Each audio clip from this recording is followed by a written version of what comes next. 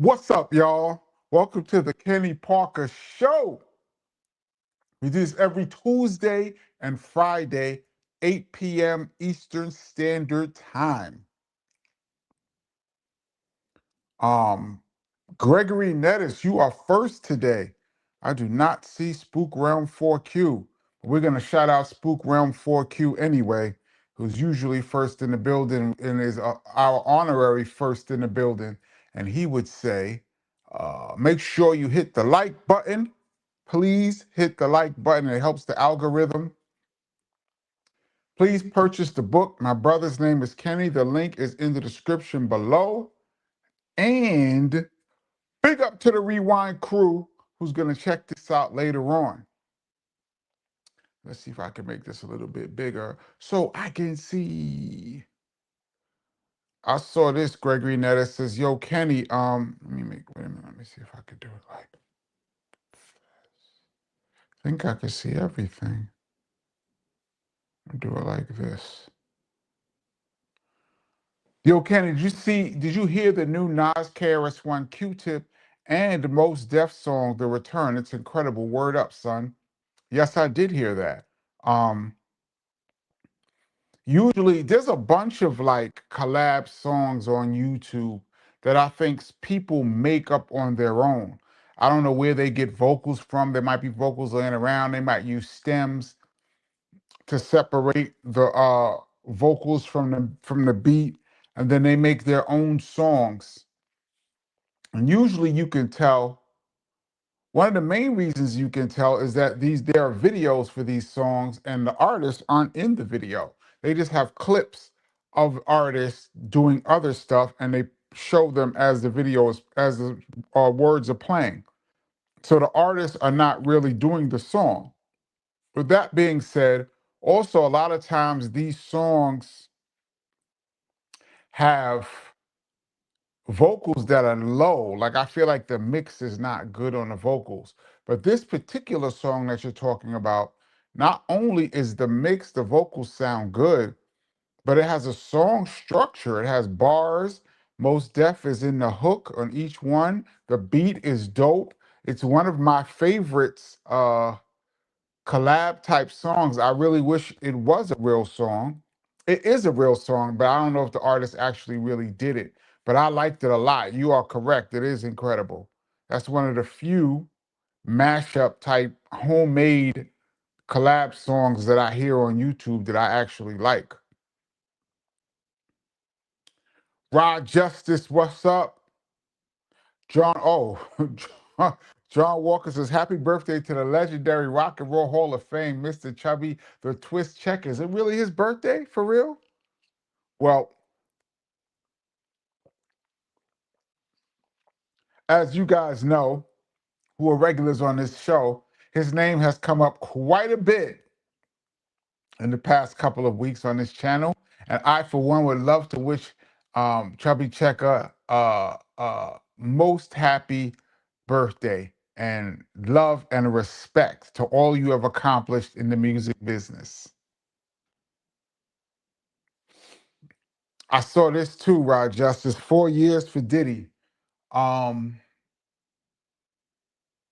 Interesting. I found it interesting. Um, I don't know all the particulars, but I saw that the prosecution wanted 11 years and the defense wanted 14 months. And he basically walks. I believe he'd been in there 14 months. So the judge looked like he came in the middle and took the 4 years. I hope Diddy gets, well, I mean, I say I hope. It's none of my business. I understand. I'm assuming that's the word that he gets the 14 months that he's already done added to the 50 months that the judge gave him. And maybe with some, good behavior or parole, maybe he'll do like two. I don't know how that works with the feds, though. They say you got to do 85%. I'm not sure how that goes. But 4 years for Diddy. Um, very interesting. Uh, I want to have more information on exactly what happened today in the courtroom before I make my give my opinion of a million opinions out there. My opinion on his case, but even though he was convicted of the lesser charges, the prosecution really wanted to give him the as much as they could. Uh, I just find it interesting, and nobody else got in trouble. He was a one-man band, huh? But I saw that 4 years for Diddy. Rasul Hassan, what's up? Patrick Y, what's going on a Friday? Uh, Danielle the Darn Freeman says, Yo, KP, do you think you and Chris will ever do another full-length album together again? I don't know. Um,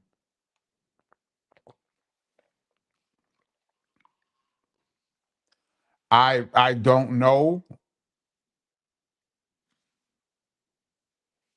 I mean, we've talked about doing a couple songs here and there. I don't know.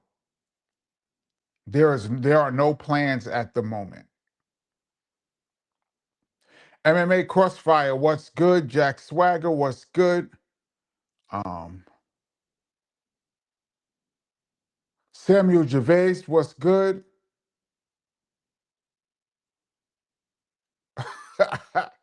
Jack Swagger says, "Where's Spook still number one around?"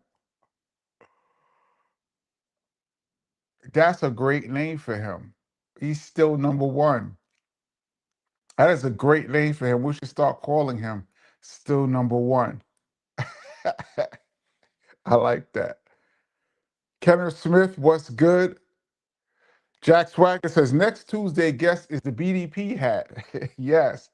For those that missed, I hope you all have seen last Tuesday's live. We had some fun. I pulled out the BDP hat um, that I had still in my possession that is now 38 years old, I believe. It's the hat that KRS wore on the cover of the By All Means Necessary album, and he wore in the My Philosophy video. I still have that hat.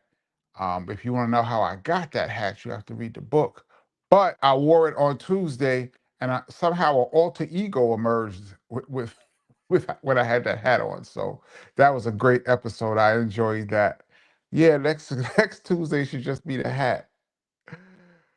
Oh man, that's funny. Floetry, thank you so much for your contribution to the channel and for being a regular, for showing up week after week. And big up to all the regulars and the Rewind crew who show up week after week. I really enjoy doing this live. For those that like to just hang out and talk hip hop and pass ideas back and forth, it's great. Um, haven't had a guest in a while, still working on that. Um, I have some interesting people in mind that may or may not come, but we'll see. Like I said before, it's an adventure getting people up here. But Dan Marasuti, what's up from Scarborough, Canada? Brooklyn Geeks is big up from Flatbush as always. You already know Flatbush in the building.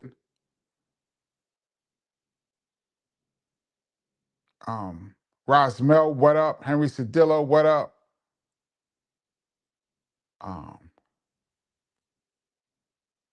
Terrell McMillan, what's good? What's good, KP? Much love, bro.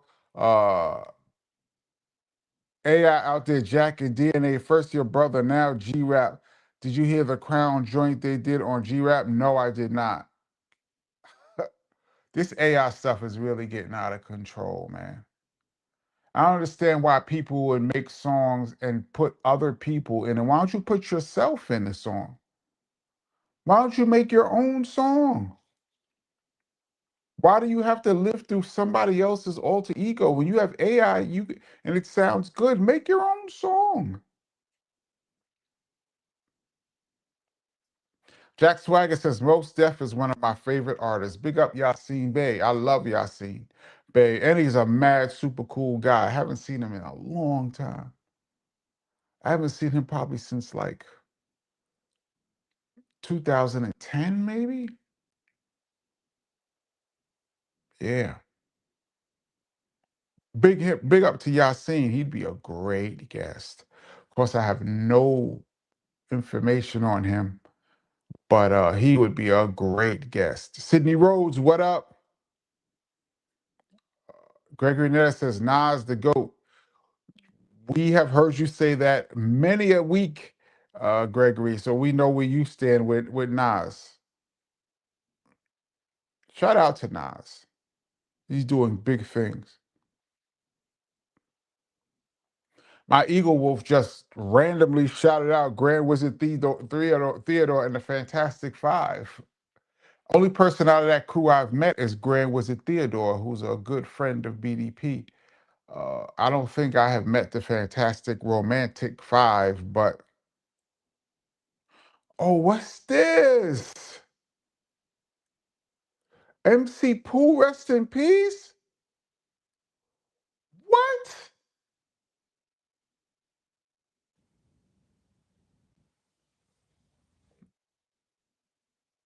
Cali's finest? Great hip hop producer and movie writer and MC?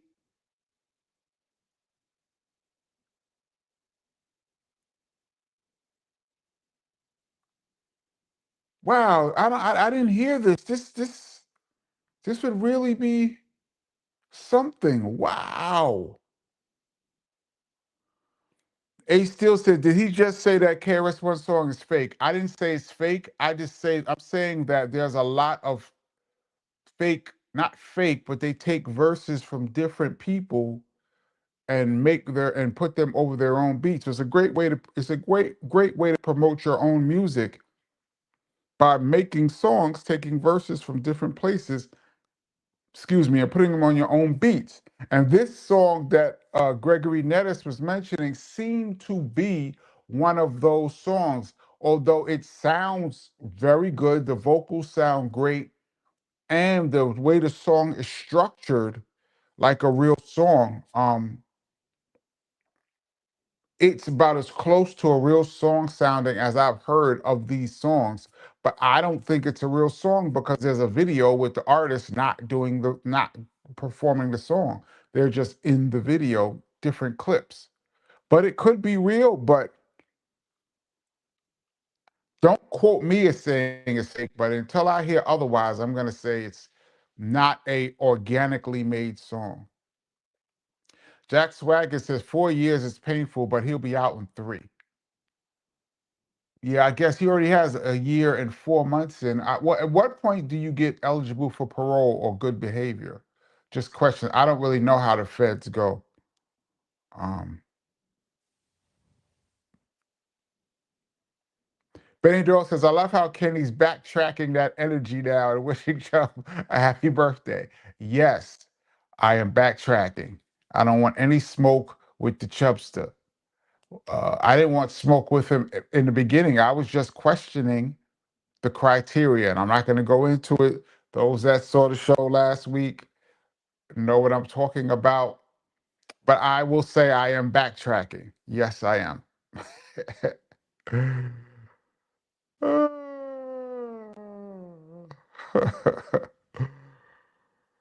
Dear Rosmel, they were trying to give him 11. Well, the prosecution was asking for 11. 11.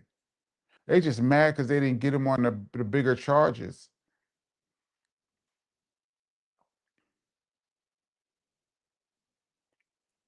MK Ultra says one man Rico case. Yeah. And remember, everybody was like, there's more names to come, and the dominoes are going to start falling, and all of these celebrities are going down. And Diddy's taking people with him, and they got everybody and more names. And at the end of the day, there's a one man Rico case, and he was proven innocent in a court of law. So it's crazy. Not saying that he's, choir boy, but this seemed fishy to me from the very beginning. I've always said that on this channel. Um, he has done th- a lot of his behavior has come to light, and it is ugly. But in a court of law is a different criteria, and I've always had questions about this case.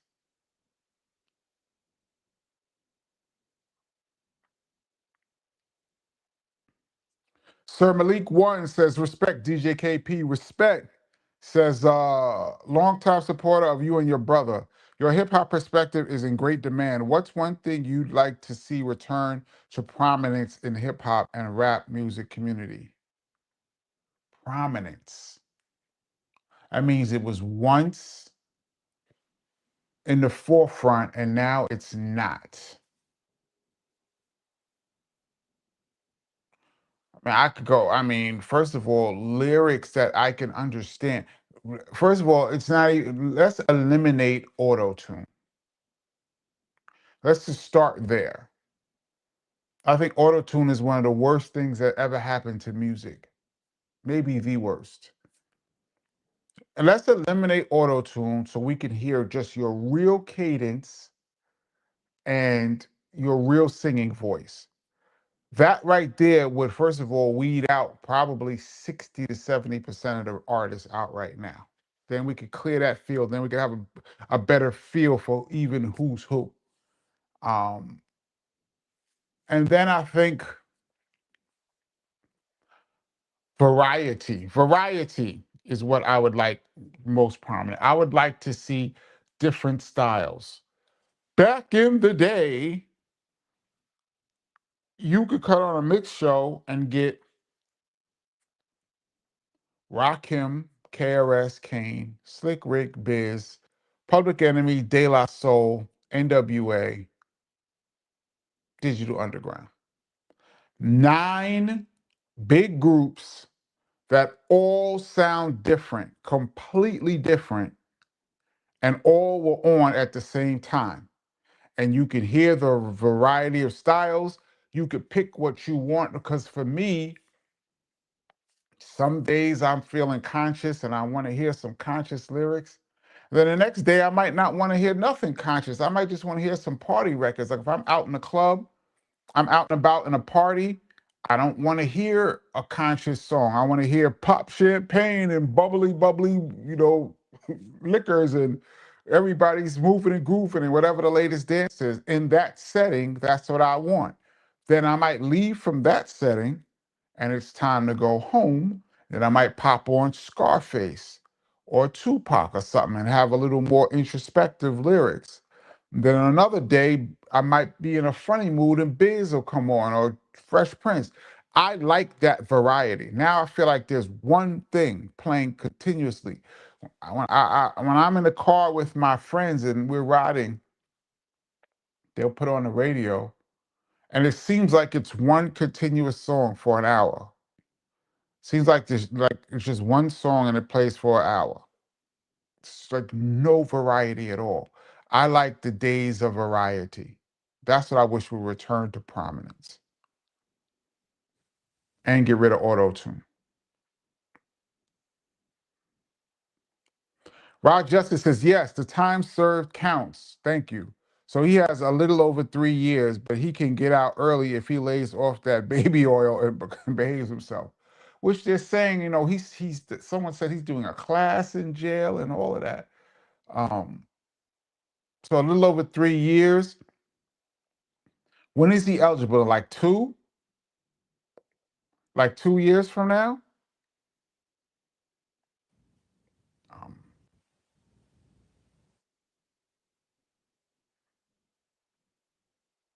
Henry Cedillo says Puffy doesn't know probably, but the feds is a better place for him than the state, and the feds usually get way more than out of an individual. Um, well, I'm sure Puffy probably knows uh, sure has multiple people that can school him at this point. I wouldn't know. I've never been in the feds or the state. But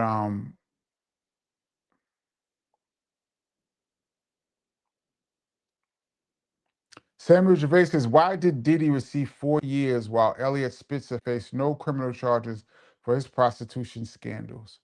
Um, I try not to compare one case to the other, but I believe it interstate is what I believe interstate changes it to something else. I believe I'm not truly sure, but I believe Elliot Spitzer was in New York. His escapades were in the state of New York, where Puffs was interstate. Because I believe if he never traveled from one place to the next, I don't even think they would have charged him. It's the interstate turns it into trafficking or something. As I understand it, I'm no lawyer. And they wanted him. The real Insidious is Insidious Evans. I don't recognize that name. What's good? Salute from the BX. Big up to the Yankees. They did their thing yesterday. Floetry One, thanks KP for all your time and fun with us. Thank you so much for checking in. I mean, fun is a two-way street. I can't have fun by myself, so um, but thank you. Evan Robinette. Kenny, got your book a few days ago. Thank you so much. I really appreciate you picking up the book. About halfway through. Thanks for sharing your journey. It's a great book. Thank you for picking it up, and you're halfway through. So, yeah, hold on to your seats.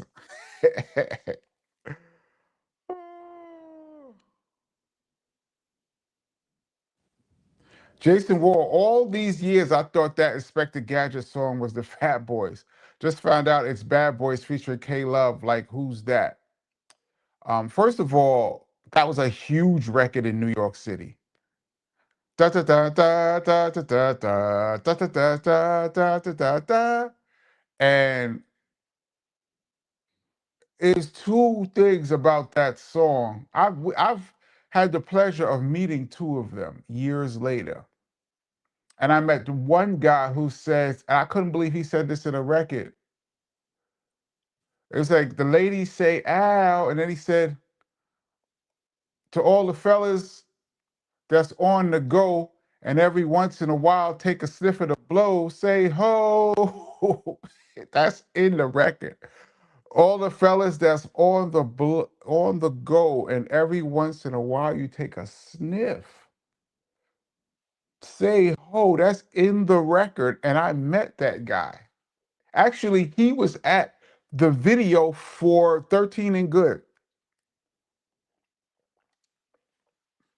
I have no idea what he was doing there, but the video for 13 and Good, that guy was there, and we were chopping it up with him. And then a couple years later, I think we were in Virginia, and we were doing a show, sound check, and the sound man, you know, the black dude, usually most sound men be white guys, but this particular show, the sound man was black, which stuck out. Heavy set black dude. And somebody said, yo, that's one of the dudes from the Bad Boys, Inspector Gadget. And we looked, and me and Chris was bugging like, oh, you wanted to Inspector Gadget. And we was like showing him love, but he seemed embarrassed. Like he didn't want anybody to know. It was weird because he wasn't like, yeah, that's me or whatever. Thank you. He was just more like, yeah. But let's get back to this sound like that. Like he was like, let's change the subject. And me and Chris was just wanted to show him mad love, but he just seemed, I don't know if he was embarrassed or I don't know what the story was. Maybe he wasn't, but that's the impression I got. But that was a dope record. And they were doing all of the New York dances. Shout out to K Love, the female beatbox. I don't know if I've ever seen another female beatbox in a record. Oh yes, I have. Um, one of Supersonic. Wasn't one of them a beatbox? Baby D? Okay, but anyway, yes, that is not the Fat Boys. Um, Cutie Pie, what's up? Uh, this is KP and the lovely chat family. Hands yellow heart, red hands yellow heart, red yellow heart. Oh, these are heart emoji. I'm not sure, but what's up, Cutie Pie? Um, Sterling Pickett says, "Be kind and rewind." Big up to the rewind crew. Uh,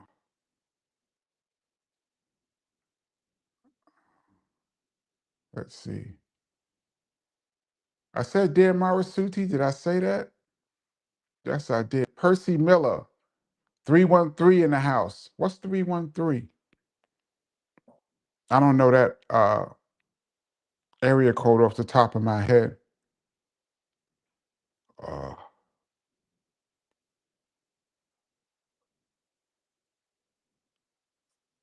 uh,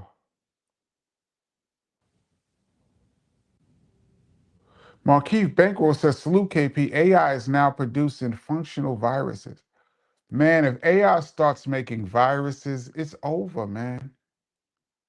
There's no way to combat that. I'm starting to fall behind too.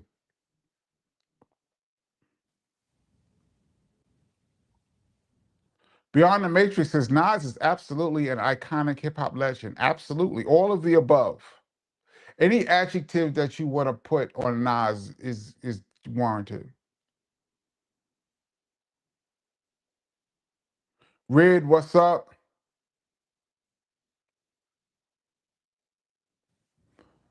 Oh, I see Jack Swagger. MC Pooh is little brother, I think. I'm thinking of DJ Pooh. Okay. Oh, of little brother. Okay. Rest in peace to him. I still rest in peace to him. Um I hate when we come on here and have to talk about one of our fallen hip hop brothers. Forgive me for getting MC Pooh and DJ Pooh confused. At first, I saw Pooh and I was like, "What?" Um, I've never met DJ Pooh, I don't think, or MC Pooh, but uh, rest in peace and condolences to his family. Um,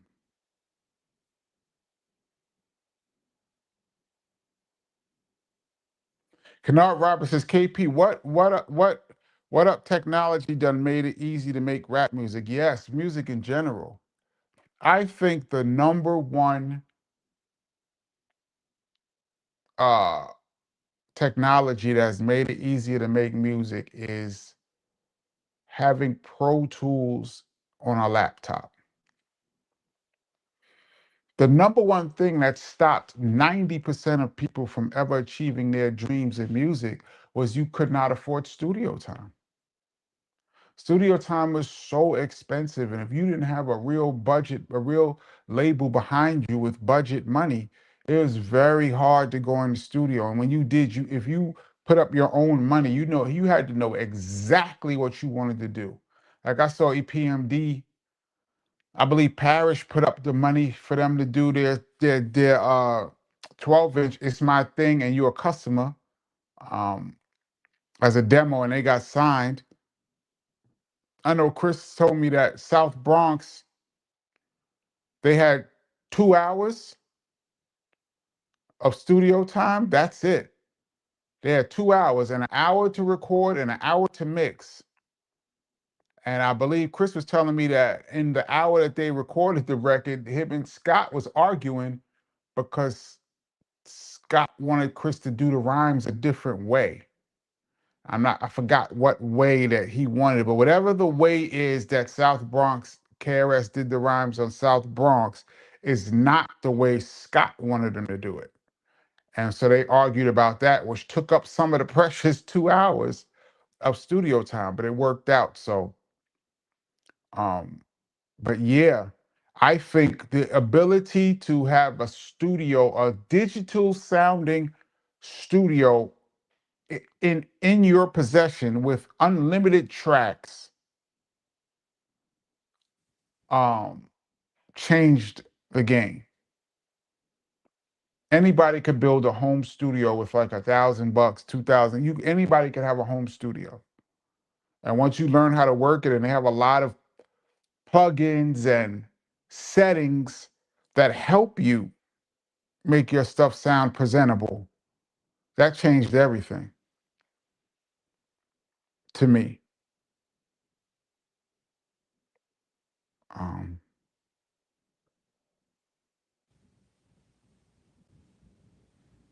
Ilroy says, "Come down, Kenny Parker." Yes.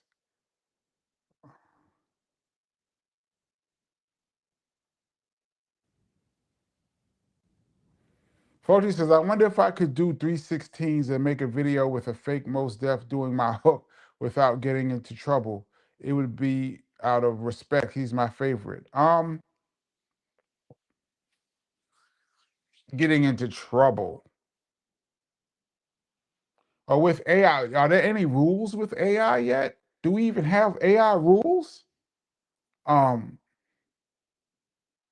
because people are on the internet buck wilding right now with these AI videos. So are there rules?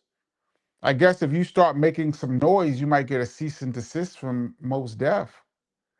But who knows? He might like it and go and say, do it. Who knows? Like I said, I don't know what he would say, but the trouble you would get into it would be a cease and desist. But if you got a cease and desist to take that record down, chances are it probably got some plays. Um, so that'd be a good problem to have. Um, Beyond the Matrix, thank you so much for your contribution to the channel. Damn, that's big up. Thank you. Says, my brother's name is Kenny. Get the book, everyone. True hip hop at its core. Thank you so much. Yes, get the book. My brother's name is Kenny. That's Kenny Parker. My philosophy song made me famous. Uh, Thank you so much, Beyond the Matrix. Much appreciated. Um,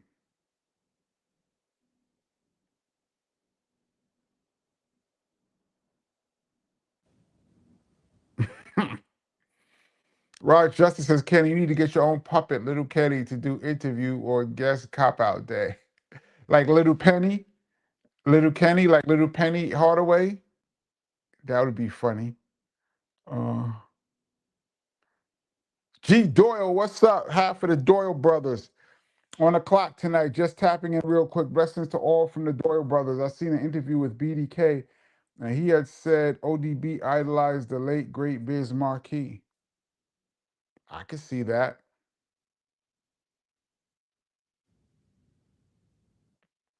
MK Ultra says Lionel Richie on Rogan was good. Wow.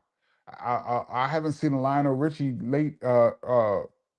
a Lionel Richie recent interview in forever. I don't really watch Rogan like that, but I might have to check that one out.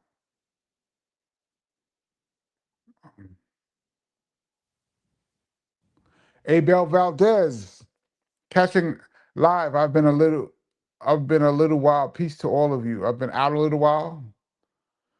Yeah, but you're a regular, so it's all good. Um,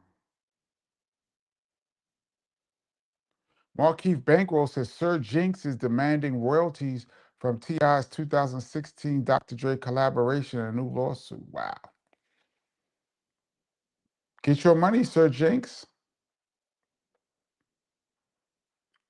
Jason Wall says, how can you have a one-man RICO case? That's been the question from the beginning. And then they kept saying, we're starting out with Puffy, but then we're building a story. And as we build the story, more players are gonna come into the story. Then at some point they was building the story with Diddy, and then they was like, okay, the prosecution rests. Like, what story? That's why they lost.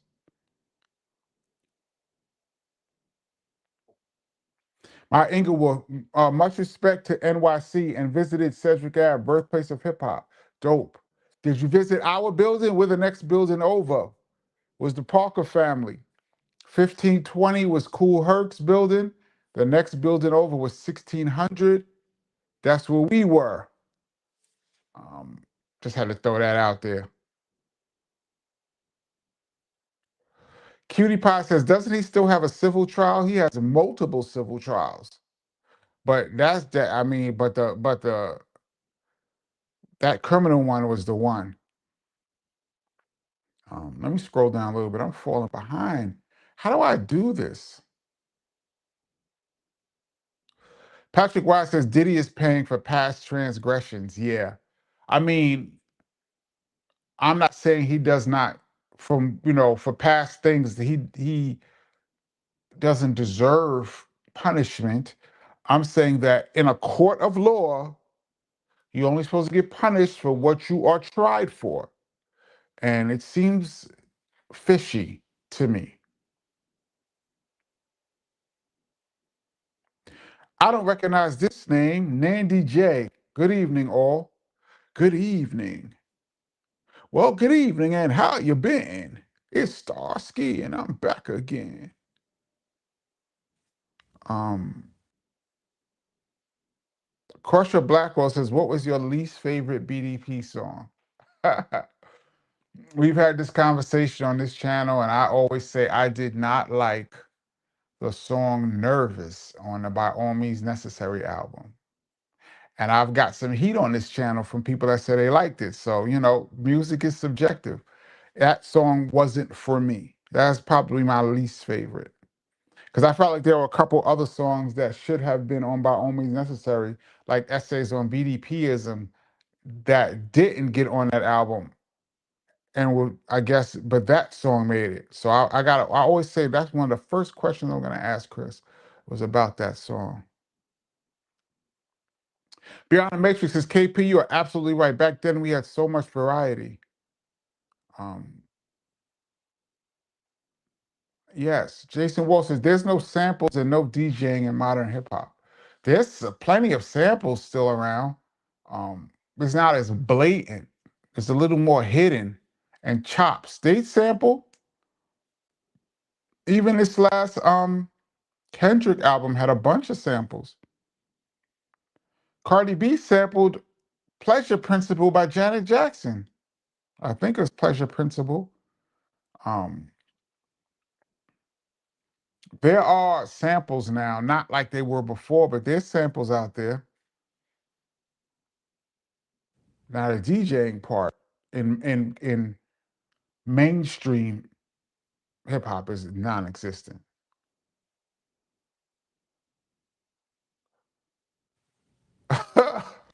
Jack Swagger says Spook still number one realm back in the building.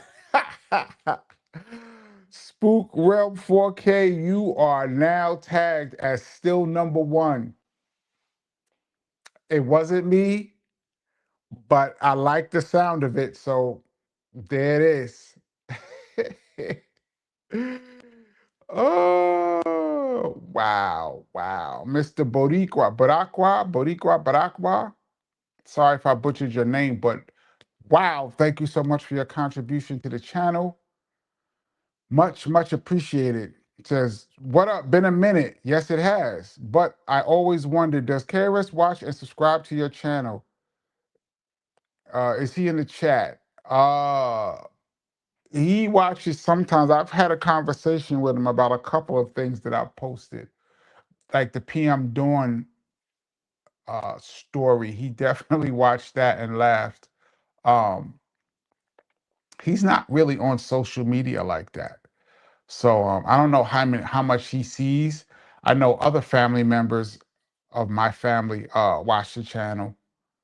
Um, so to answer your question is, I guess from time to time. I don't think he's a subscriber though. I don't see Chris subscribing to anything. Knowing him, I don't see him being a subscriber to any channel. But he has watched and commented on some things that I have posted. To me, not in the comment section. Thank you so much for your contribution. Um, it's getting a little hot in here, and it's kind of chilly outside. I'm trying to avoid cutting the AC on, but we'll see.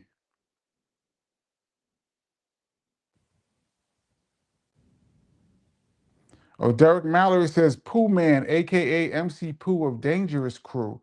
He was a KRS-One label mate on Jive RCA. Dangerous Crew. Do I remember the Dangerous Crew? Not sure.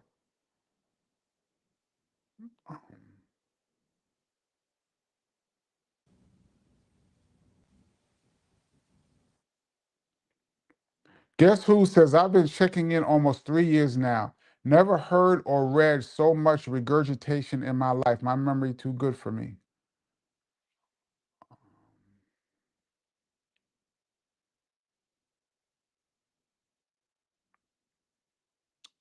Let's see.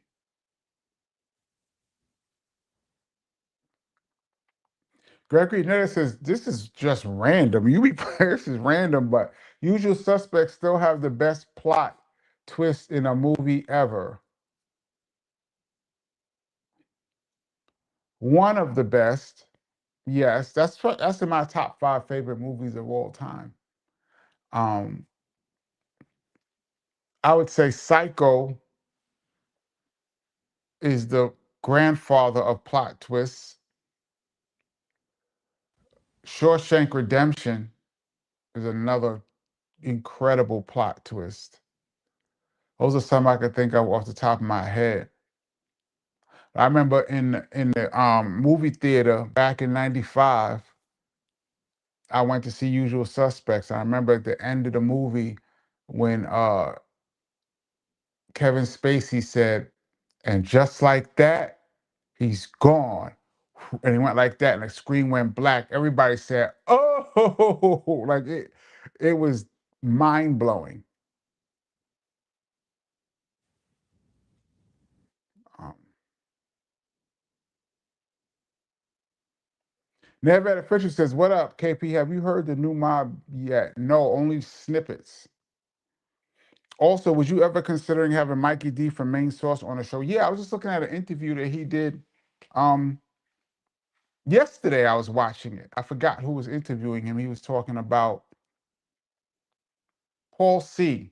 That's what made me click on it. He was talking about Paul C., the great engineer producer who tragically lost his life, I believe, in 89, 90, 90 or 89, 90. Um, and he seems to be having a beef with MC Search right now. I didn't see how it started, but I see there's a lot of back and forth. I don't know if it's back and forth, but it's on his side. DJ Green Hornet, what's up?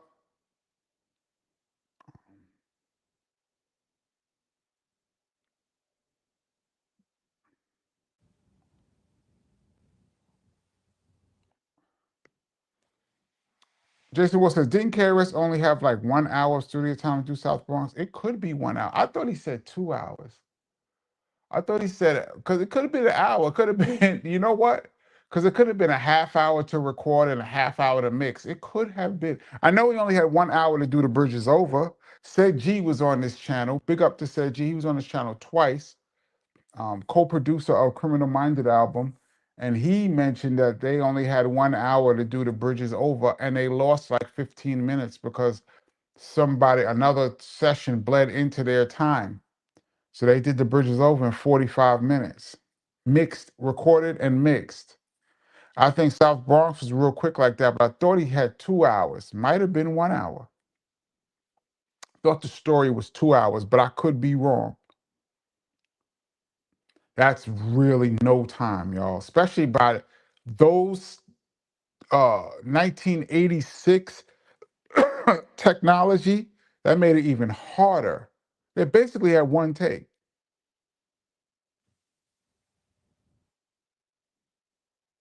Um,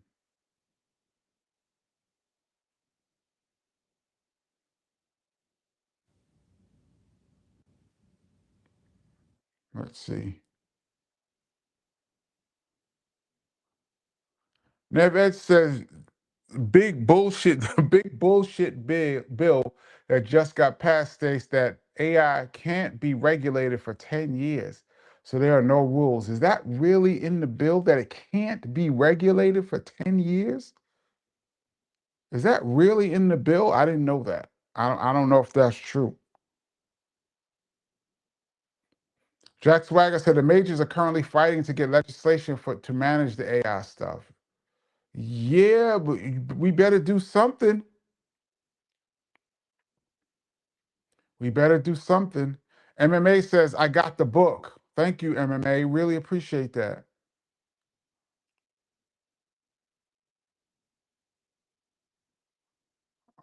Let's see. I'm going to do a Benny Doyle scroll down real quick because I'm falling behind a little bit. And I hate missing comments. Y'all have no idea how much I hate missing comments, but I'll be falling way behind. Green Talents, what up?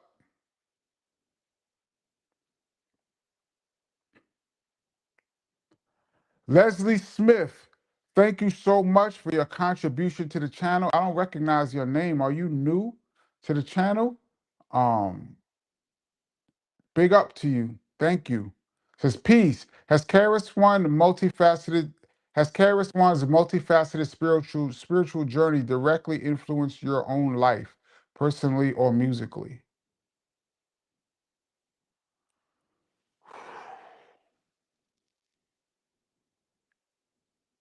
That's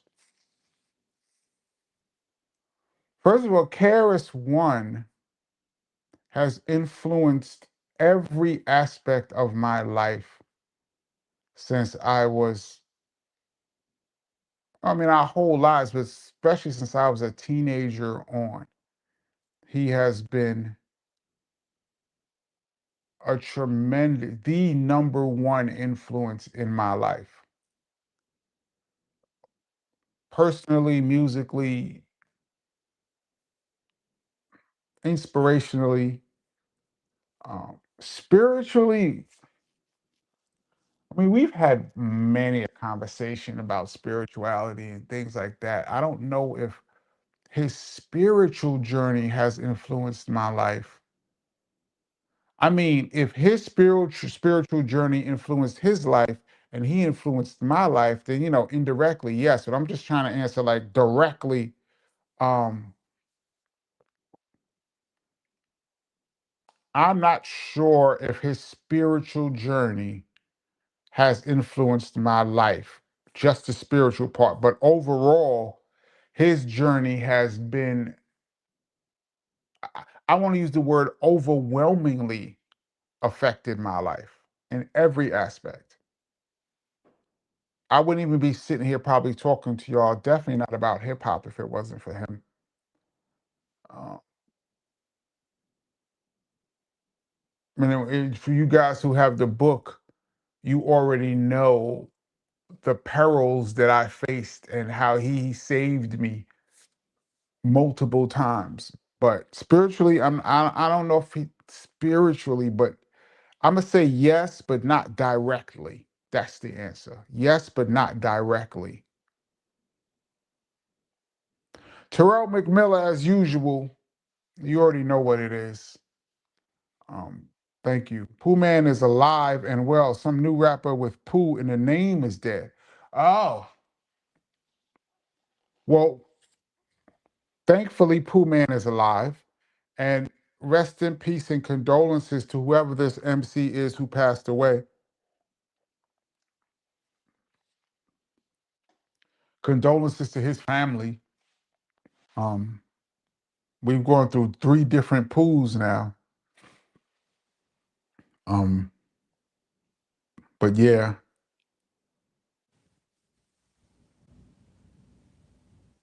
Oh, Rosmel, Planet of the Apes had the crazy plot twist. Yes.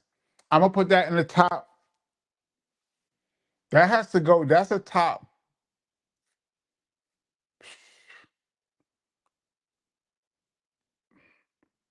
Well, my top five, I'm gonna go top five right now off the top of my head. I'm going Psycho. I'm going Shawshank Redemption. I'm going Usual Suspects. And Planet of the Apes for sure is in that mix. And I need a fifth plot twist that nobody saw coming. I forgot about Plans. That's a good call, Rosmel. That's a good one because that was like, yeah. Green says, "Yo, King KP, what is your favorite Ice T songs or songs from any of his albums? I was jamming him today and thought you should know, and I can name a few, but I'm asking you instead." Well, of course, I'm like, 6 in the morning, police at my door. Um, and the first time I ever saw Ice T perform live was in '88 on the Dope Jam tour. Ice T, Biz, Boogie Down Productions, Kumo D, Dougie Fresh, Rakim. Dope tour. I had the pleasure of hanging out on that tour with my bro. And the first time I saw Ice T, this is before Colors. No, he had Colors out, but that album, I'm Your Pusher album, didn't drop yet. And he had a song called Let's Get Butt Naked and Fuck. And that song was so funny, and it used to bring the house down. Now, keep in mind, this song wasn't out yet, so he used to open up with this song on tour. And by the second chorus, the whole audience, keep in mind, this is an arena tour, so you're talking 20,000, 18,000 people were singing, Let's Get Butt Naked and Fuck every night. So I'm watching this. That is right at the top. Of course, you played yourself with the James Brown sample, not only because BDP is in it, and funny story, if you watch that video, you played yourself, KRS and Willie D, my dude, BDP's Willie D, rest in peace, walked in there and they was dissing a sucker who I believe that was one of Ice-T's crew. It was DJ Evil E, and I think his brother is Hen G. Big up to them. I haven't seen them in decades. Evil E and Hen G, dope DJ. And I believe that Will walked up and slapped. Will slapped one of them in the video. And I believe they had to do that scene twice. And the dude that he slapped, I think it was Hen G, was tight. He didn't like that at all. And Ice-T had to like chill him out, like, yo, it's a video and like we need this. Like, chill. It's not that serious, but Will's Will's popped him. I gotta go back and watch that video again. I was not there, but I heard the story that Will popped him a couple times and he was not happy. And I always say also that, Will took it too far in the Duck Down video too. Will took everything too far. I miss my dude, man. Rest in peace to Will for BDP. But yeah, those I'm going. You played yourself 6 in the morning. Let's Get Butt Naked, and I'm Your Pusher was dope too. Yeah, shout out to Ice T. Shout out to Darlene. Um, the whole Rhyme Syndicate. Um, Whoa, CMC's techniques in class. Big up, big up, big up. Thank you so much. Um, Man, thank you. Much appreciated to the channel. Salute my guy KP. In an old interview, Pete Rock said when he heard J. Rudy Damage's first album, he was motivated to make uh, the I&I's Center of Attention album. Did any album inspire KRS in a competitive manner like that? I don't ever heard him speak um, of anything influencing him like that, except for reggae influenced hip hop. He always shouts out Shinehead. Big up to Shinehead. Shinehead influenced KRS in the early days. I don't know if it's a particular album, but Shinehead's style influenced KRS. Um, I've never heard him say like, "Yo, I heard so and so's album, and I'm, it's inspired me." He always is like beat to his own drum. I mean, I know there's music that he liked, but it's so funny because there's music and artists that he loved. But then when he goes in the studio, he does stuff completely different than any of that stuff. So he's really into his own thing. But I'm gonna say Shinehead. I've always heard him shout out Shinehead. As a matter of fact, that's the only person. Oh, Run DMC, of course. I've heard him shout out DMC as an inspiration. Of course, Run DMC. Run DMC, not a particular album, but the group Run DMC and Shinehead. Thank you so much for your contribution to the channel. Wow. KB Play, what's good? Haven't seen you in a while. Thank you. Says question: 80s Lakers, 90s Bulls. Woo! That would be a great, great battle. I would never bet against Jordan.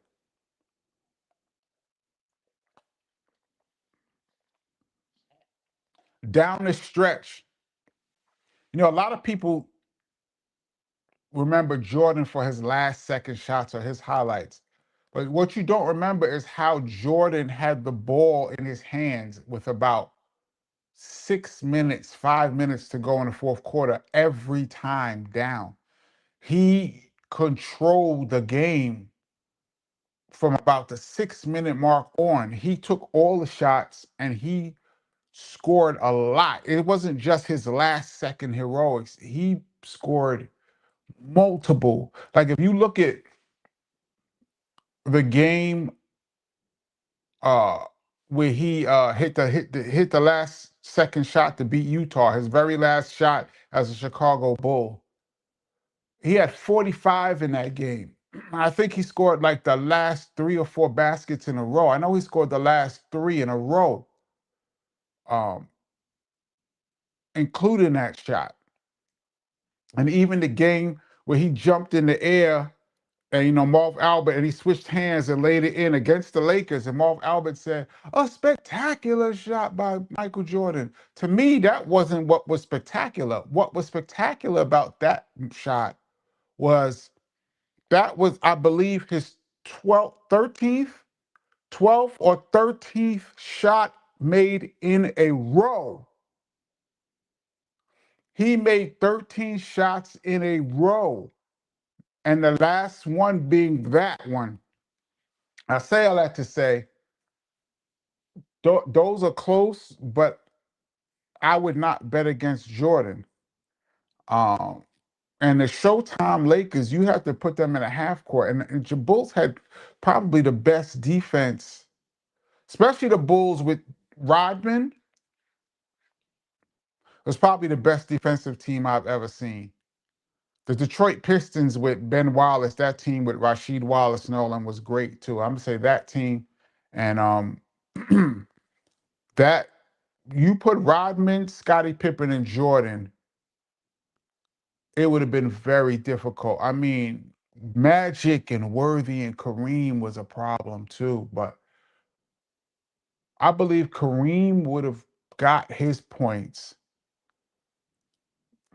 But I think the goal was to stop the fast break and slow down Worthy. I think they could have slowed down Worthy enough to win. It's Worthy would have been the key. I think Dennis Rodman could have done enough to slow him down a little. Long-winded answer, but I'm going 90s Bulls.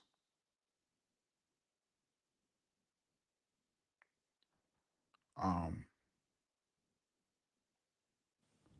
Leslie Smith, thank you so much for your contribution to the channel. Wow, contributions are coming in today. It's great. Thank you.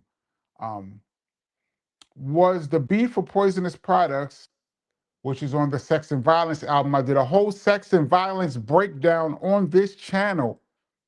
For those that didn't see it, please go back. I did it about 2 years ago. I broke down my memory of making that album. Was the beef for poisonous products meant to resist the poison itself or just frame KRS-One's message? The beat.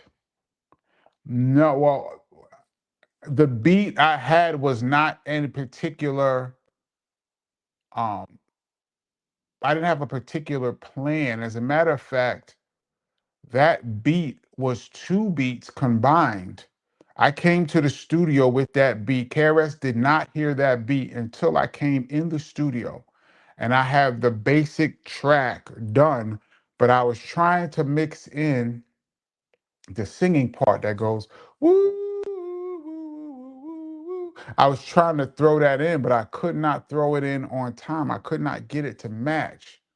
And it was KRS-One's idea to say, when that part, throw that part in, and we'll just fade out the beat and bring that up, and then we'll fade that out and throw in the beat. That was KRS-One's idea.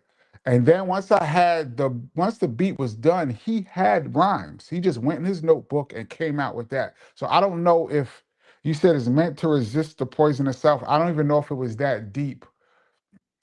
It was just I came in the studio with that beat, and Chris had rhymes that he felt went with it. It wasn't planned before we got there. I hope that answers your question. Thank you. And since I've been speaking, I have missed 71 comments.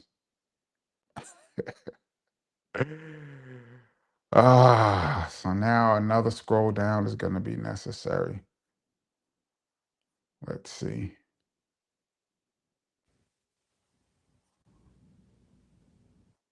Oh, I'm kind of at the bottom now. What is this thing just cut off?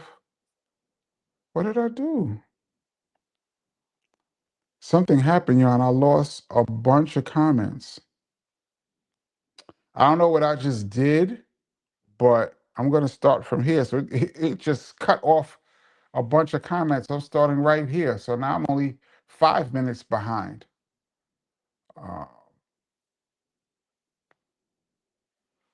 Damn, I don't know what happened. I don't know what just happened. Patrick White says Shinehead is one of the most talented artists ever. Dude can do straight up rap, dancehall, and even rap in British accent, and he can sing too. Was on the radio around 1990, and I swear it was three different people. Yes, and I met Shinehead. We did shows with Shinehead. He was dope. Um,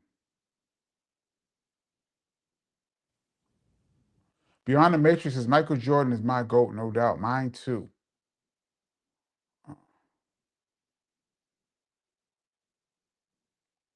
MMA says Jordan had to wait for the 80s Lakers and all the other great teams to get old and retire, then win in the 90s.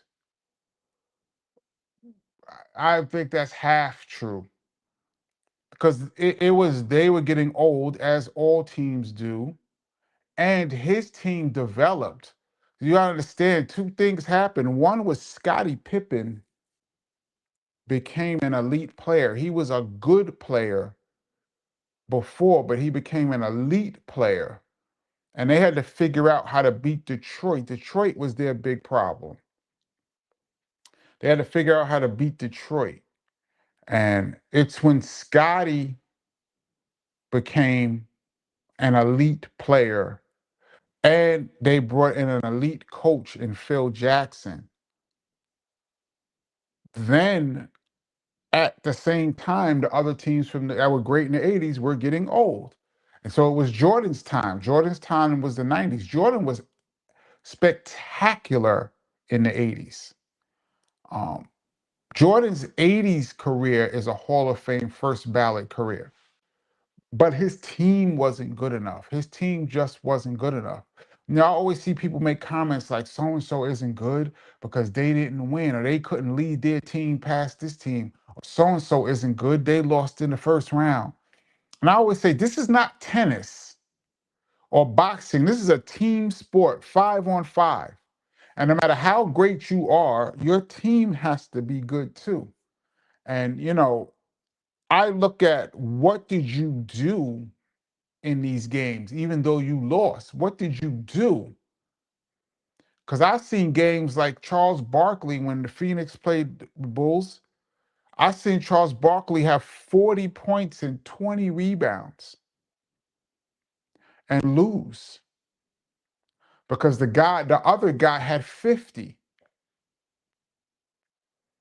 Now, was Charles Barkley not good? Did he choke? Did he not do everything he could to beat the Bulls? He had 40 and 20, but his team was not better. So I say like to say, yeah, the Lakers, he had to wait. He had to wait and get better and learn how to win. But if you take the Bulls, the seasoned Bulls, and put them in the 80s, I believe they would have won in the 80s too. Because I believe that the Showtime Lakers would not have been able to Showtime as much against that Bulls team. And even though they had the ultimate half-court weapon in Kareem Abdul-Jabbar, the ultimate half-court weapon, I think he could have got 30, but I think they would have lost. That's just my opinion. James Worthy is the key. He is the key. So sad I lost all those comments, yo. Tim Duncan was a pretty good leader. Yes, he was. And I think he's the greatest power forward of all time. Beyond the Matrix says, damn, KP, that Bulls team with Rodman was crazy. Yes, they were. A team that won 72 games. And I really believe that one of those championships, they won 3 in a row. One of them, I think it was the second one. Jordan was MVP, but I think Rodman was the MVP of that. One of them, where he was he was like setting offensive rebound records. I think he's the greatest rebounder I've ever seen that's not 7 foot. Under 7 feet tall, under 6'10". I don't even put under 7 feet. I think he's the best rebounder I have ever seen. I never got to see Bill Russell or Wilt Chamberlain in their prime. Moses Malone was great. Some of these other guys are good, Oakley, but I think Rodman as a rebounder was the best that I've ever seen at that time when he was in the Bulls and a defender. I think he would have been a huge problem for the Lakers because he would have defended Worthy and he would have got so many boards. I think he would have destroyed the Kurt Rambises and Green. He would have destroyed them. But yeah,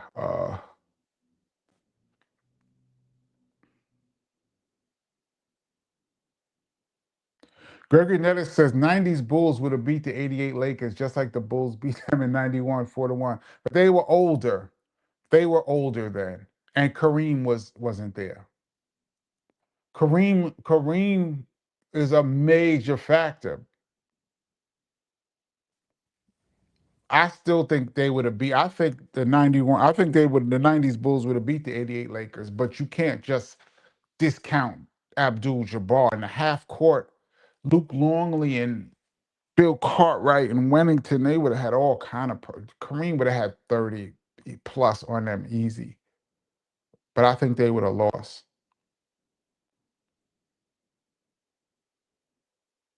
Um,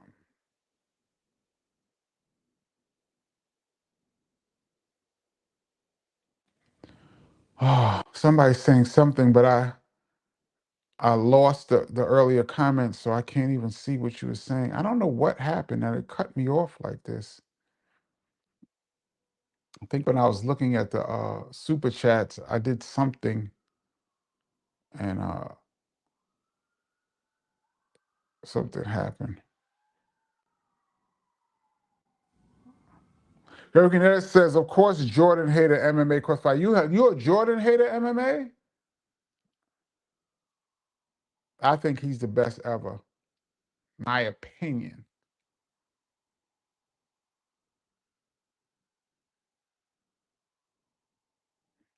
MMA says Jordan didn't even win a game, Swagger. The GOAT couldn't win a single game. I think you told me. You talking about when he got swept in his early years? Like I said, it's not Jordan versus it's the Bulls versus someone else. And if the other team is better, they will get swept or lose. Because we're talking about the Lakers, but that 86 Celtics team was all kind of problems too. That 86 Celtics team might have been a better matchup for the Bulls than even the Lakers.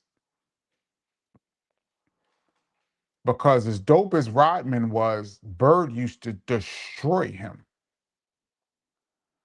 Bird was the guy who Rodman couldn't solve. Not in the 80s, maybe in the 90s, Rodman, but in the 80s, Rodman couldn't solve him. And McHale would have been really tough. You'd have had to put Scottie Pippen on Larry Bird and Rodman. Oh no, you would have had no. You would have had one. You would have had a power forward. I'm trying to think of the teams, but McHale and Bird would have been a problem. I wouldn't have been scared of Parrish. He's a Hall of Famer, but he doesn't scare me like that. And Dennis Johnson, them guys, they would have had all Jordan would have, but Bird and McHale would have been a problem too. But I'm still going 90s Bulls over just about anybody, man.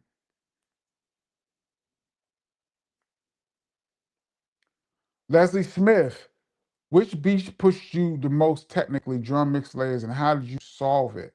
Which beat pushed me most that you guys would know?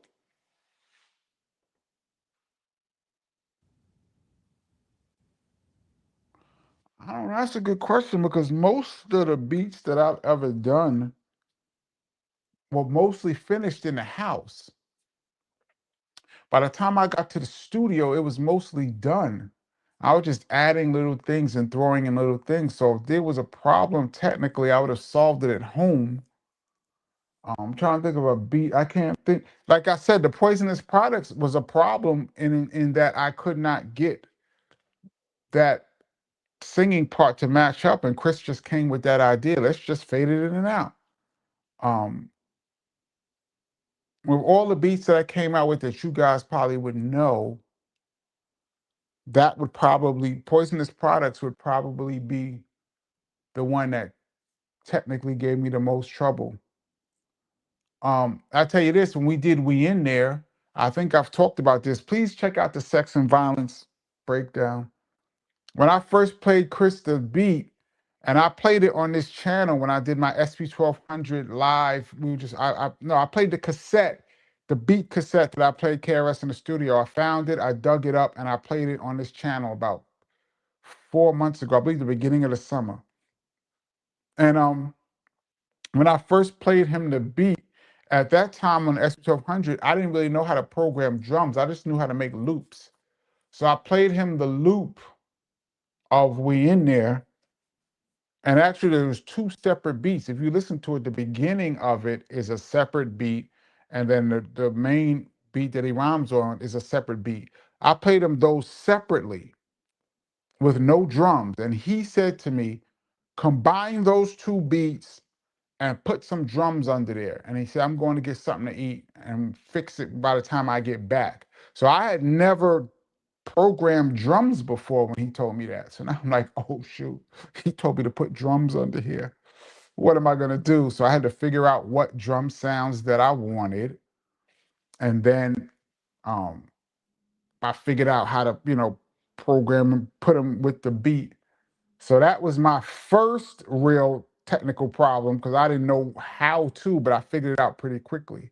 So those are two. I would say We In There learning how to program in the studio and Poisonous Products, like I said, with the singing part. Thank you for your contribution. Now I'm back to the live. Let's hope it doesn't cut off comments. Damn, we're at 9:14 already. Sheesh. Uh David Austin, Kenny, Allen Houston or Robert Ory? Robert Ory. I think Allen Houston was the overall better player, but Robert Ory is in the top 3 or 4 most clutch players that ever lived. Big Shot Bob has probably 3 or 4, maybe 5 game-winning shots in the playoffs. Like game winner, like at the buzzer, 3, 2, 1, and Robert Ory for the win. Probably like 3 or 4, maybe 4 or 5. His clutch shooting, I would take. Allen Houston would average probably 5 more points a game, but I'll take Robert Ory's clutch shooting any day. That's a great question. Um, MMA says Jordan is the best player of his era. Jordan is the best player of any era, MMA. MMA, who do you got as the best? Jason Wall says, KP, were you watching Buster Douglas versus Tyson live? Most shocking sports event I've ever saw. No. We had a show. And at the end of the show, when we was packing up, we was leaving, and somebody was like, yo, Tyson lost. We was like, there's no way. That's fake news. Tyson is invincible. It's like, no, Tyson lost. That is among the most shocking sports events I've ever seen. Uh, Tyson biting Holyfield's ear. I pay-per-viewed. I paid $60 to watch that on pay-per-view. $60 in the 90s too. I was bugging. Um, that was shocking. Ron Artest, Meta World Peace, going up in the stands and fighting the crowd is the most shocking thing I think I've ever seen. Shout out Ron Artest, Steven Jackson. Um, and the funniest part of that whole fight was when I forgot Jermaine O'Neal, when the guy came on the I think he was a Spanish guy, came onto the floor and tried to square up with Jermaine O'Neal. He was so caught up in the fight, a fan, that he ran on the court and tried to square up with a 6'11" physical specimen. And I think he caught a two-piece from Jermaine O'Neal, which I was dying. Like, what are you thinking? I know you feeling it right now, but this dude is 6'11", 220 of solid muscle. You were bugging. I think Ron Artest running up in the stands is the wildest thing I've ever seen. But as far as something that happened on the field that was supposed to happen, I would say I didn't see Buster Douglas live. Yo, the Mets, when the ball was a Mookie that hit the base hit and the ball went through the guy's legs, the Boston Red Sox legs, first base, that dude catches the ball, a routine ground ball. He picks it up and touches first base, and the Boston Red Sox win the World Series, right? If I recall. And it rolled through his legs. That's one of the wildest things I've ever seen in my life. And I was watching that live. Uh, I'm gonna go with this too, Dartmouth. I don't care what anyone says. Tyson beat Buster Douglas that night. That's right. That count was wrong. Tyson knocked Buster Douglas out. I'm going with that too. As a Brooklynite, stand up, Brooklyn.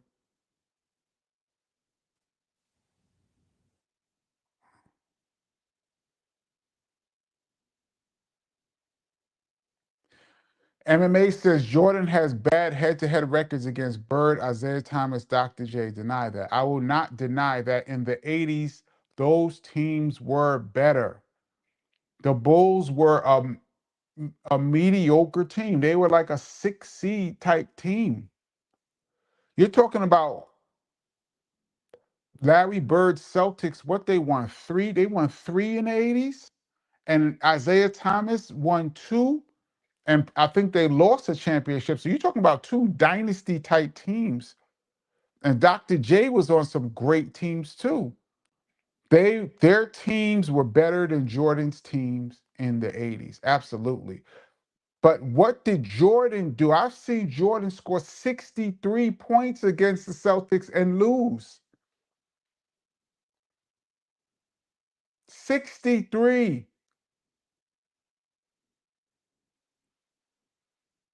Those teams were just better.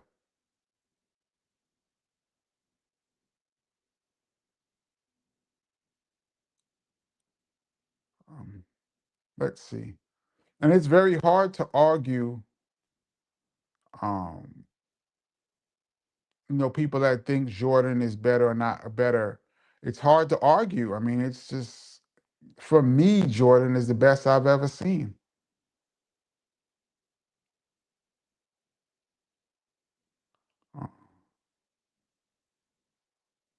Let's see. Jack Swagger says he was swept in '86. Like I said, that '86 Celtics team is among the best teams to ever do it, ever.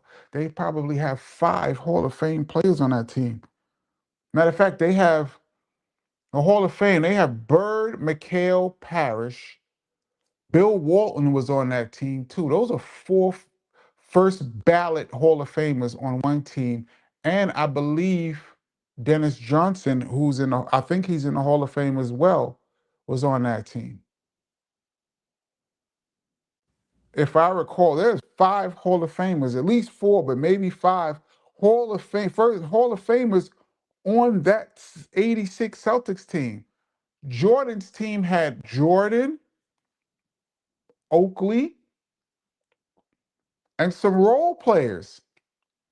Yeah, they're gonna lose.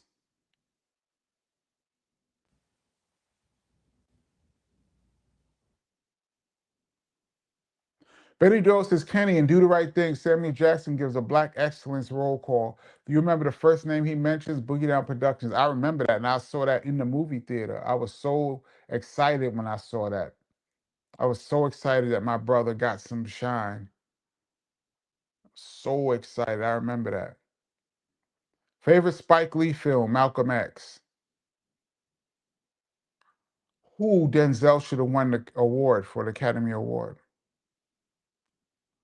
Gregory Nettis says Shaq got swept. Shaq got swept, yeah, a couple times. And not only did Shaq get swept, I seen Shaq get destroyed by the Dream, too. Like, he didn't just get swept, he got one-on-one destroyed. And then he got better, and his team got better, and they brought in a winning coach, and things changed.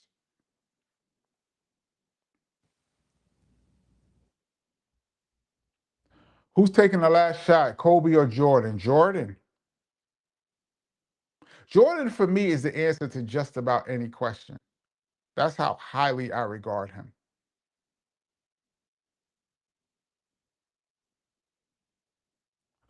Great talents. Yo, KP, in the movie Who's the Man? What scene or role did KRS play in that movie that you can remember? I don't remember. I just know that movie was too much. Every other scene was a new rapper.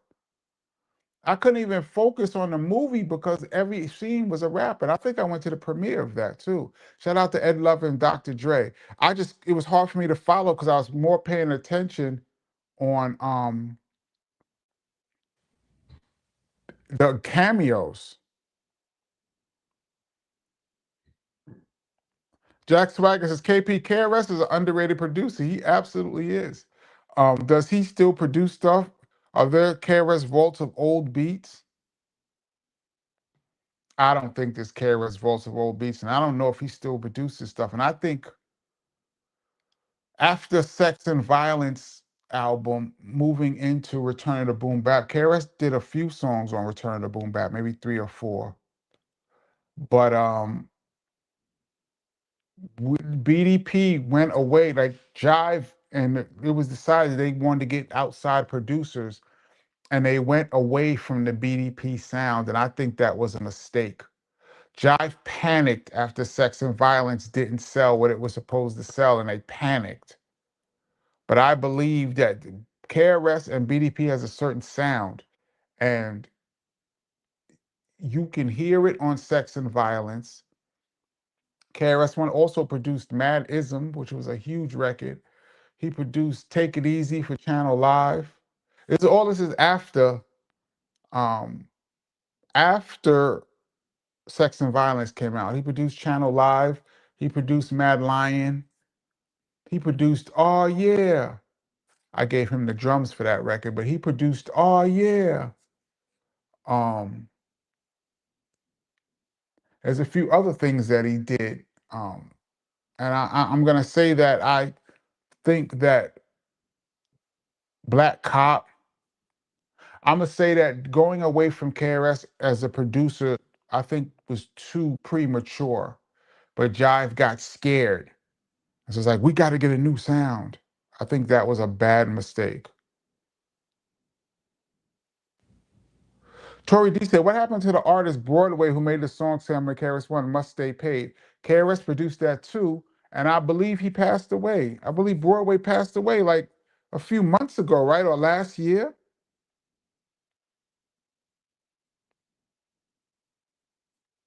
MMA said Allen Houston had that game winner that bounced around against Miami. Of course, how can I forget that? I lost my mind. As I was a huge Knick fan at that time in my life, and I lost it. When that ball bounced in, that took Pat Riley's soul. You could see his soul leaving his body when that ball went in. Red says Robert Ory got 7 rings. Don't sleep. And he contributed probably a game winner in all 7 of them. Don't sleep. Robert Ory had an incredible career. Yes, Robert Ory died. Yes, I used to love that song. Yes, Robert, not Broadway. Sorry, I said Robert Ory. Forgive me. Broadway passed away. Um, Dartmouth says, how good was Walt Frazier really? Walt Frazier was a first team All NBA for a few years, first ballot Hall of Famer, the best point guard in Knicks history. And people forget that great Willis Reed game when Willis Reed limped onto the court and made his first 2 shots. Clyde Frazier had 36 points in that game and like what, double figure assists. He destroyed Wilt Chamberlain in the Lakers. Jerry West. He destroyed them. Walt Frazier was a very good basketball player and like an all defensive type player too. Jason Walls has Malice in the Palace. Yes, that is the wildest thing I've ever seen in my life. Um,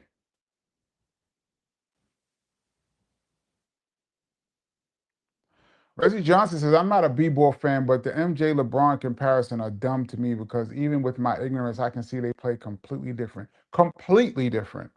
Like night and day.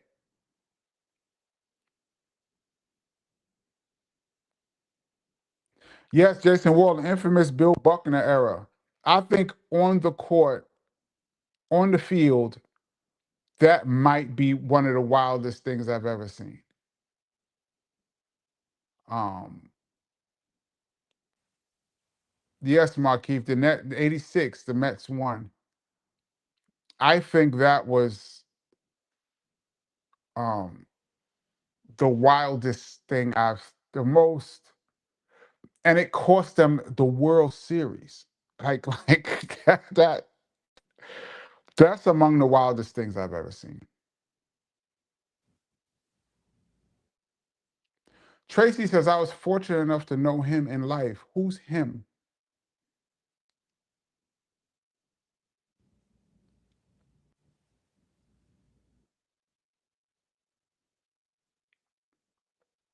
MMA says lose is the key word, Kenny. Yes. Yeah, Jordan lost. Yeah, he lost. But I'm looking at how did he play in those losses? Because I've seen people, not bringing up any names, but I've seen people suck. Big stars play terrible and get bailed out by the role players and win a chip.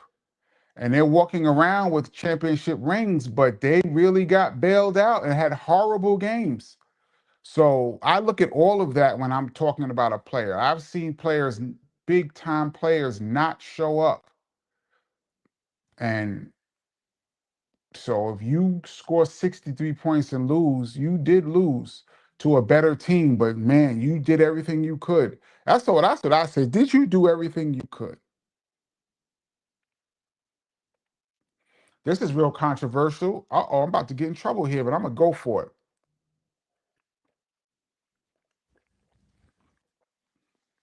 Finished off my water on that.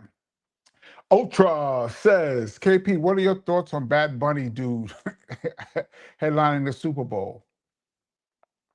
First of all, I don't get that bent out of shape about the guest of the Super Bowl. I'm really more concerned with the game.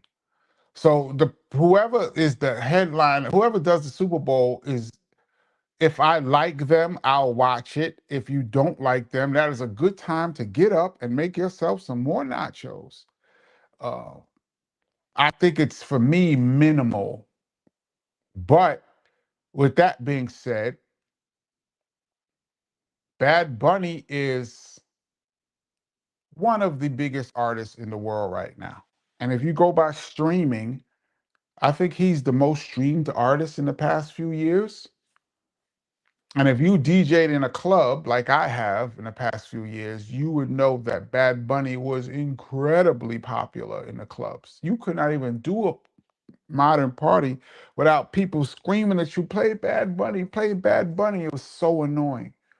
Um, I know quite a few of Bad Bunny songs because I had to in order to do the parties. Um, so with that being said, does his credentials warrant him doing the Super Bowl right now in 2025? Absolutely.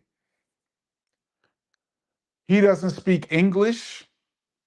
I mean, but he has big song. He has enough people that know his songs. Like to me, like I said, I don't know Spanish at all. And I could probably name you six, seven, eight Bad Bunny. So I'm going to know quite a few of his records that he's got more than six, seven, eight. I probably name you double figure Bad Bunny records. And I don't know what he's saying in any of them. But I know the songs and I know the reaction the songs are going to have. Um, Now, some people are saying that he shouldn't be on there because he's a cross dresser or something. I was like, did I miss that? He's a cross dresser? And if he is a cross dresser, hey man, I don't that has nothing to do with me. If he wants to cross his dresses, I didn't know that. But if that's so, hopefully he doesn't do that on the Super Bowl. But if he, I mean, I don't really care. Uh, my answer to that is I don't. The Super Bowl to me is about who wins between the two teams. The halftime guests and the commercials are a sideshow. So if it was Bad Bunny, if it was anybody, if it was a country singer, I'm not into country music at all. But there's some country artists out right now that's huge, selling huge numbers of records. If they had to pick a country singer, I'd have been like, okay, cool. I can see why they picked him. When he comes on, that'll be my cue. Go to the bathroom, get some food, drink, answer my phone, whatever I gotta do, because I'm not gonna watch it. So that's how I look at it. But Bad Bunny, I'll check out Bad Bunny. Um, I'll check out and see what he got. And like I said, I know a few of his songs, so I'm gonna check it out. I don't have a problem with it. Who else should they? I mean, they could have went and got somebody classic.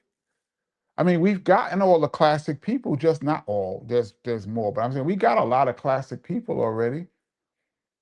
They're going for a certain audience too. Don't have a problem with it. I'm interested to see the people who do have a problem. I'm interested to see what the problem is. Like, what would you say is the problem? Uh, Abdullah Muhammad, what up, KP? Longtime BDP. Yes, thank you. Catching this live with my wife. Big up, wife. We've read and reread the book. Thank you so much for loving the book. Thank you. Really enjoyed it as well as felt it. Grab the book, y'all. A must have in your library. Thank you so much. I really appreciate you picking up the book. And I'm happy that you enjoyed the story. Um, it's a hell of a story, I think. Uh, we're in OT.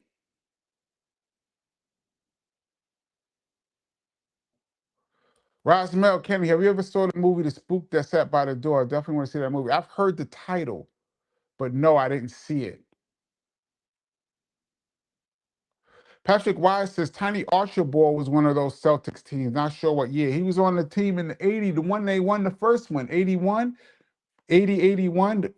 Larry Bird's rookie year.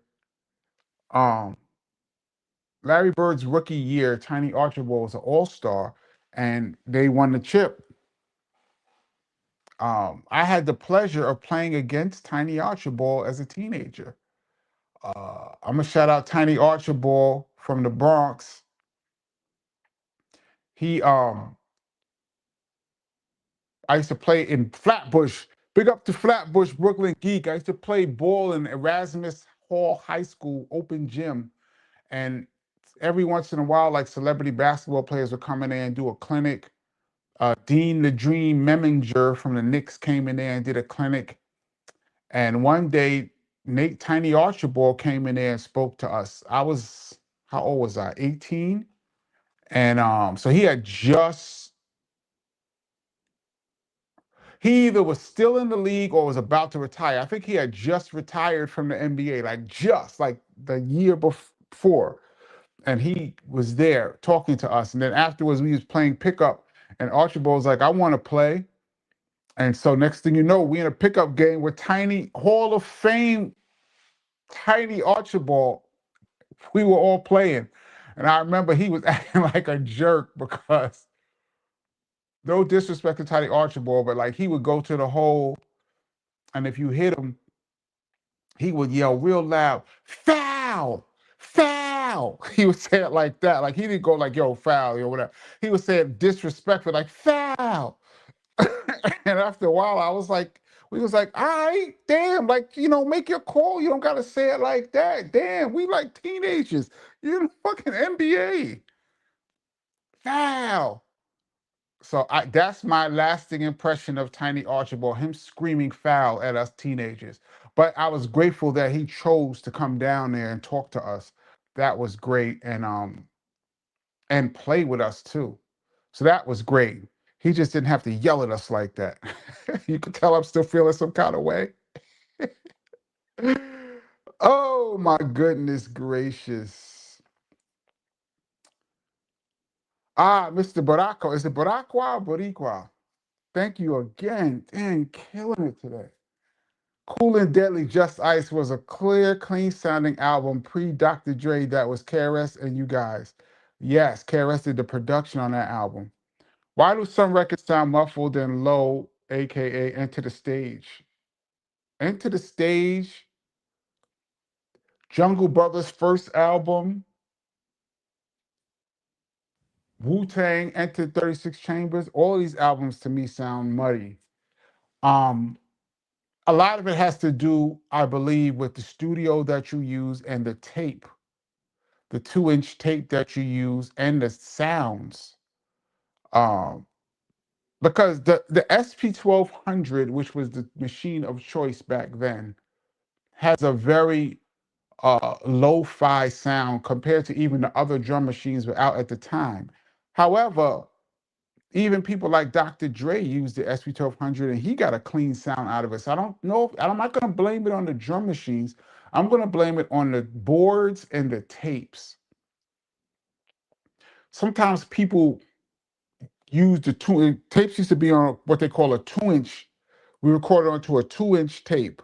And our 2-inch tape, which was 2 inches thick, would hold, they were 15 minutes long. So they would hold like you can get like 3 songs on it. But sometimes when people didn't have money, they would record over the tapes. And when you record over the tape, sometimes you get bleeding, sometimes you get dulling of the tape.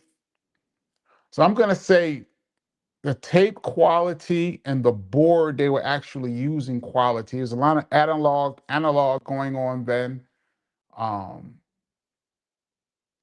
that caused this. But KRS, where did they do that album? I think Power Play.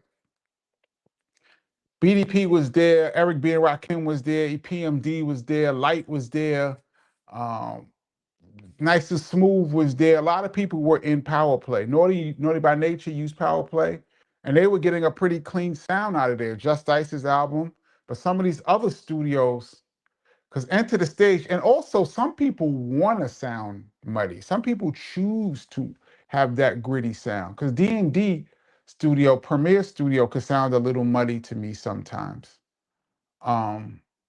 Enter the Stage was recorded at D&D.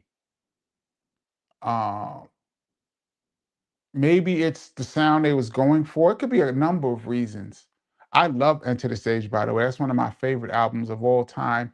And Evil D was on this channel, did a great interview with us. Please check it out. Uh, that could be my only things I can think of. But yeah, I think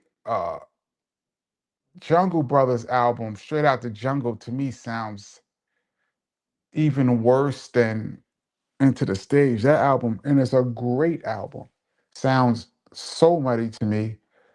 And that Wu-Tang album, you play that Wu-Tang album up against other albums, it sounds like they recorded it to a cassette. Thank you for your question and your contribution. I'm going to jump off in a little while. We're in OT right now. KB Play, thank you once again for your contribution. Fun fact, did you know the Super Bowl halftime show started with In Living Color? No, I did not know that.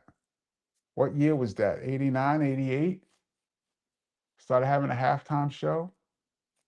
And now it's become the biggest show on earth. I'm going to scroll down to the very bottom.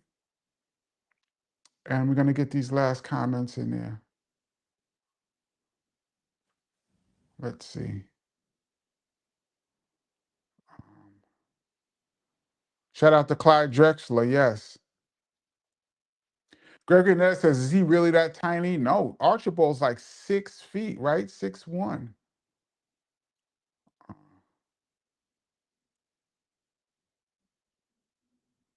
Uh,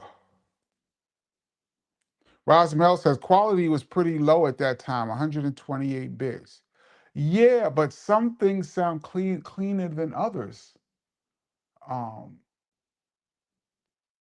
Like well, Dre is known for getting a great sound, but even like Paid in Full sounds great to me.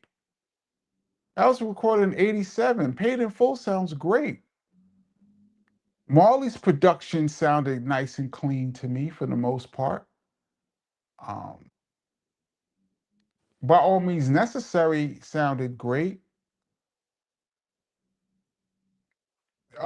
It Takes a Nation of Millions. All of those albums sounded great to me. So I don't know.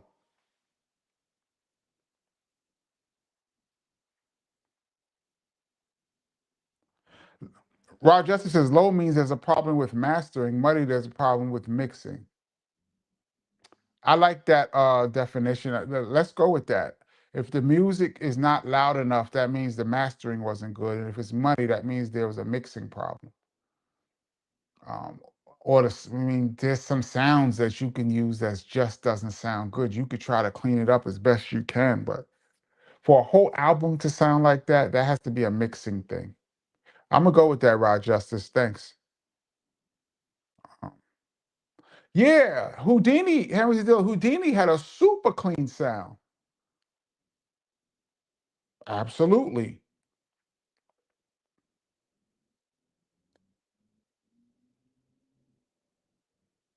Um, Let me see. I'm gonna get the last few comments.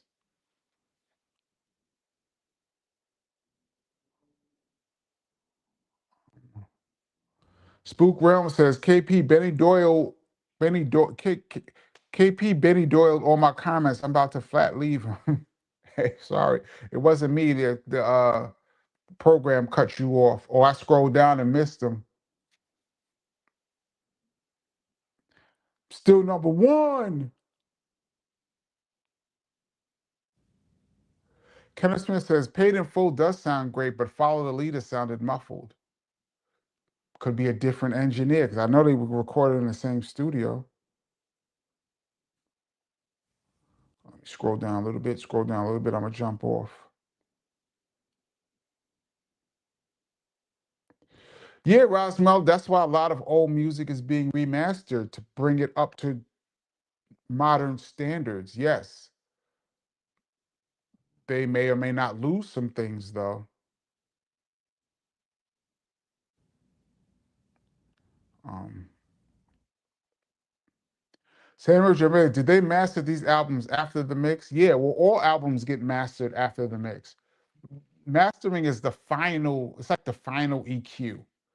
You do your whole album, you mix it, you have it exactly the way you like it, and then you bring it to mastering. And what they do is, one, they make the whole album one level. Because sometimes when you do songs, some will be louder than others, and some will be not loud as you want. Some of them need a little bit more bass. So what you do in mastering is you go through the songs one last time, and if anything needs a little tweaking, you tweak, and then you make sure everything is one volume. So when you're playing an album, songs don't jump out at you, or songs don't come in real low. All the songs should be the same volume. That's what basically. I mean, I'm simplifying it, but that's basically what mastering is: getting that final EQ, make sure everything sonically kind of blends together. Um,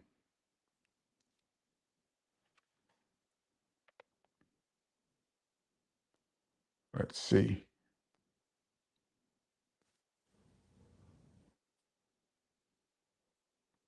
I'm at the very bottom.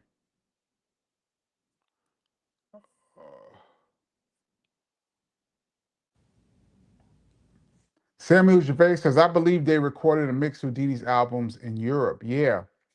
Jive had a studio. Big up to Jive. Jive had Battery Studios in New York. That's where Tribe did a lot of stuff. Um, we worked in there a little bit. Um, and then they had a studio in the UK as well. Sounded real nice.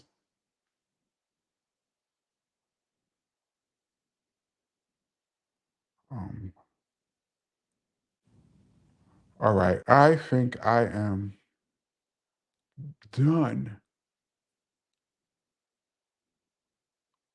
Okay. I think I like this, Patrick White says, MMA crossfire. MJ never has publicly said he's the GOAT. He let the masters speak for him. I agree with that, because Jordan always says it's hard to call anybody the GOAT because I didn't get a chance to play against Oscar Robertson and Jerry West and Wilt Chamberlain and them. And I didn't get a chance to play against LeBron and Steph Curry and these guys. So he said, we never got a chance to play against each other. So it's hard to say anyone's the GOAT. But for me, Jordan, not just his ability, but what he did in the time he was on the court is the best I've ever seen.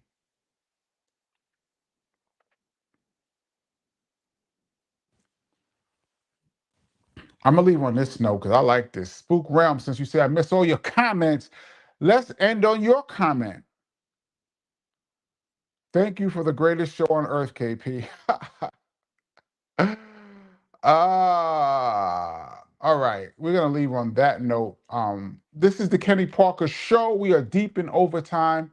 We do this every Tuesday, 8 p.m., and every Friday, 8 p.m. Eastern Standard Time.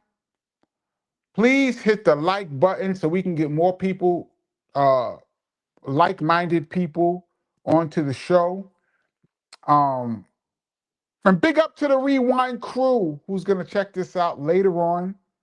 Um, That's it. I see some other comments coming in. DJ Green Hornet, peace. Um, but I'm gonna leave it at that because I'm gonna leave that comment up there, Spook Realm, since you are uh unofficially, officially still number one. We're gonna leave that there, and I'm gonna jump off and get some more water, and I'm out. All right, y'all. I'll catch y'all, God willing, on Tuesday. Peace.